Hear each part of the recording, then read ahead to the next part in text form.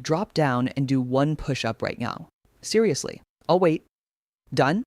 I haven't even seen it, but I know it was wrong. Watch this. Drop in fast, bouncing off the floor, letting momentum do all the work. That is how most people have performed this movement since middle school. You learned this from a PE teacher when you were 12 and never corrected the form. Practicing that same broken movement for years causes compounding joint irritation and prevents the chest muscles from ever being fully challenged. Chasing high repetition numbers with that technique is a waste of effort.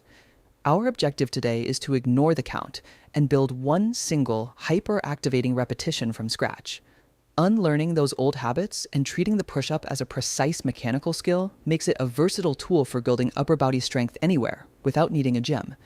Clear a spot on the floor and get on your knees. Before your arms even bend, we have to fix your structure by locking your body into a solid plank. Most people have a soft midsection during the setup. Their hips sag and their lower back dips, creating a massive energy leak. When you try to press up, your force bleeds through your core instead of going into the floor. You're essentially pushing against a wet noodle. Look at this posture correction. Squeeze your glutes hard. Brace your core like you are about to get punched in the stomach, and tuck your hips slightly underneath your body. You've gone from a relaxed hammock hanging between your shoulders and toes to a rigid, highly pressurized beam. This rigid foundation ensures that 100% of your pressing force drives directly into your chest and shoulders, rather than dissipating through a loose midsection. Now look at your hand placement.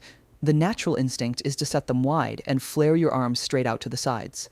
This T shape forces the upper arm bone to jam into the shoulder socket, pinching the rotator cuff. Set your hands just outside shoulder width. Tuck your elbows to a 45-degree angle. Your body should now look like an arrow. This shift protects the rotator cuff by keeping the joint centered. It also puts the chest muscles in a mechanically stronger position to generate force, allowing for more effective chest activation. Shifting your overhead footprint to this arrow position preserves your shoulder health and allows you to train the movement safely for years. We are moving away from rep counting and focusing on time under tension. This is the metric the body actually uses to signal muscle growth. Follow this timer. Start lowering your body toward the floor, taking a full 2 to 3 seconds to reach the bottom. Watch for the air at the bottom, the front of the shoulder dumping forward and collapsing past the wrist line. Correct this by pulling your shoulder blades together and down.